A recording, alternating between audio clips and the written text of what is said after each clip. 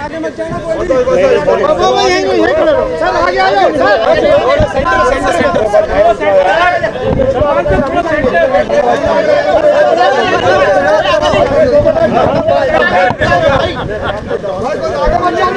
आगे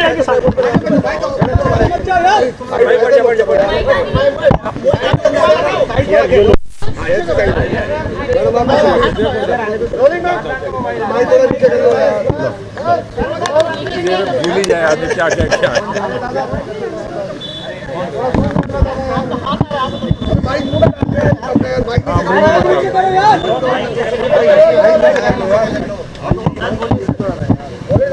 अच्छा, हम लोग 4 अंदर गए थे।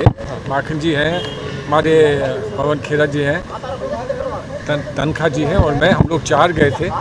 और जो आज हमने अपनी बात रखी है उसको लीड तनखा जी ने किया था, और पहले वो अपनी बात कह देंगे, फिर जो दूसरे और विषय हैं उस पर और लोग हमारे साथी बोलेंगे।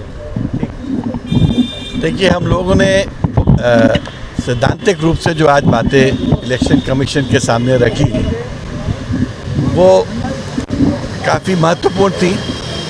महत्वपूर्ण इसलिए थी कि अगर highest authorities, constitutional authorities and functionaries constitution और लॉ को फॉलो नहीं करेंगे, वर्चुअली हेट स्पीचेस में इंडल्ज करेंगे, ऐसी बातें बोलेंगे जिससे देश पोलराइज होता है, या ऐसी बातें बोलेंगे जिससे देश में डिवीज़न आता है या सोसाइटी में डिवीज़न आता है, तो ये ना तो कॉन्स्टिट्यूशन परमिट करता है, ना उनके ओथ के अनुरूप है। ये हमने पॉइंट आउट किया कि अगर कोई होम मिनिस्टर ये कहते हैं कि कांग्रेस आ जाएगी तो इंडिया में राइट्स हो जाएंगे, आप क्या बोलना चाहते हैं कि कांग्रेस पार्टी जो एक नेशनल पार्टी है जिसकी 60 ईयर्स 70 ईयर्स की एक रूलिंग स्टैंडिंग थी, क्या पूरे वक्त राइट्स होते थे? और राइट्स कांग्रेस ने तो कभी नहीं कराए। कौन राइट्स कराता था ये हम सब जानते हैं। तो असली बात यह है कि बड़े लोगों को जो कॉन्स्टिट्यूशनल ओहदों पे होते हैं उनको इस प्रकार की हेट स्पीचेस नहीं देनी चाहिए। कुछ दिन पहले सुप्रीम कोर्ट ने अपना इस पे नाराज़गी भी व्यक्त की है और पूरे देश में सब अधिकारियों को आदेश दिया है कि जहाँ भी हेट स्पीच होती है वहाँ FIR दर्ज करिए। हमने वो ऑर्डर्स की कॉपीज़ भी उनको दे दी हैं और हमने कहा है कि जिन जिन लोगों ने, और हमने स्पेसिफिकली 3 लोगों के अगेंस्ट आज अपनी रिप्रेजेंटेशन दिए हैं। होम मिनिस्टर के अगेंस्ट दिया है, नड्डा साहब के अगेंस्ट दिया है, और तीसरे योगी आदित्यनाथ जी के अगेंस्ट दिया है कि इन लोगों ने अपने शब्दों से जो बातें बोली हैं वो हेट स्पीच की परिभाषा में आता है, और इसलिए इलेक्शन कमीशन को in terms of the law of the land, in terms of supreme court order, इस पर एक्शन लेना चाहिए।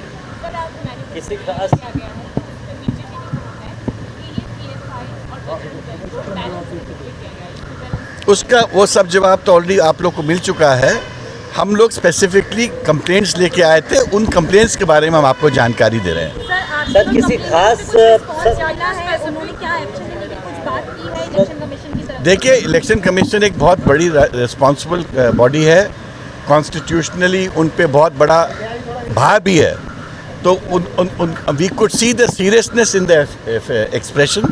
उनके फेस पे सीरियसनेस थी, उनके फेस पे कंसर्न थी, और वो कंसर्न पूरे देश के लिए थी कि अगर हम इलेक्शन कैंपेन्स को इतने लो लेवल पे लेके जाएंगे और इस प्रकार की बातें करेंगे, क्या हम देश के संविधान को सुरक्षित रख पाएंगे? किसी स्टेटमेंट का जिक्र किया जैसे नड्डा जी या वो मैंने बताया ना, उन्होंने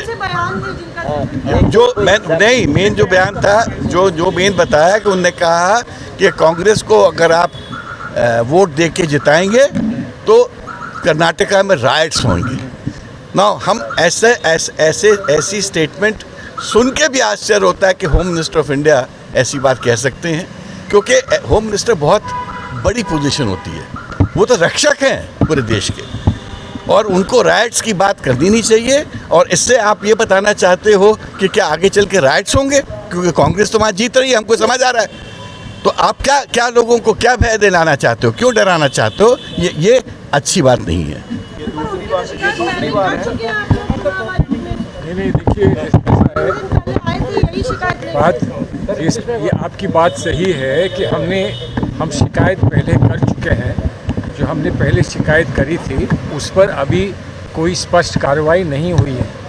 लेकिन हमने एक बात और कही है, हम दोनों ने मिलकर एक बात और कही है कि अगर कोई विशेष व्यक्ति जो ऊंचे किसी पद पर है वो ऐसी कोई बात करे और उस पर कार्रवाई ना हो तो फिर अन्य लोगों को भी प्रोत्साहित करेगा, वो बात प्रोत्साहित करेगी कि आप भी कुछ कहो तो कोई रोकने वाला नहीं है।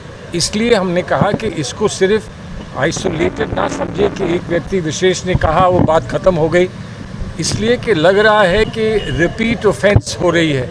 एक बात कही गई, उस पर अंकुश नहीं लगा तो फिर लगातार किसी और ने कही, फिर किसी और ने कही, तो इसलिए ये बढ़ता चला जाएगा। हालांकि सिर्फ 6 दिन बचे हैं लेकिन ये बढ़ता चला जाएगा और इसको ये अनिवार्य है कि इसको तत्काल फ़ौरन इमीडिएटली इसको रोका जाए और इस पे आप कुछ कार्रवाई करें।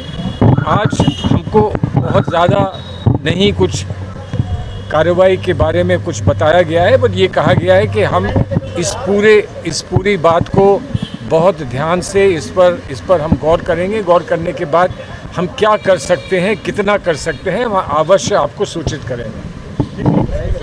Thank you. पार्टी की ओर से बात कही जा सकती है। बात वो पूछ रहे हैं, देखिए पार्टी की ओर से जो हमारा मैनिफेस्टो होता है उसमें जितनी बातें हम महत्वपूर्ण समझते हैं और जो जनता के ध्यान में हम लाना चाहते हैं वो बातें हमने मैनिफेस्टो में हम लाए हैं। मैनिफेस्टो में वहाँ पर बहुत विस्तार से प्रश्न रखे गए, उसके जवाब भी मिले हैं। ये नहीं बोलना चाहिए कि मैनिफेस्टो में फ़लाँ चीज़ है लेकिन फ़लाँ चीज़ नहीं है, फ़लाँ चीज़ है इसलिए फ़लाँ चीज़ आई है। जो मैनिफेस्टो संपूर्ण मैनिफेस्टो होता है वो एक दृष्टि और दृष्टिकोण का एक पूरा एक मसौदा होता है, वो हमने सबके सामने रखा है। किस बात पर और विस्तार से कुछ बात होगी वो वहीं पर कर्नाटक में होगी।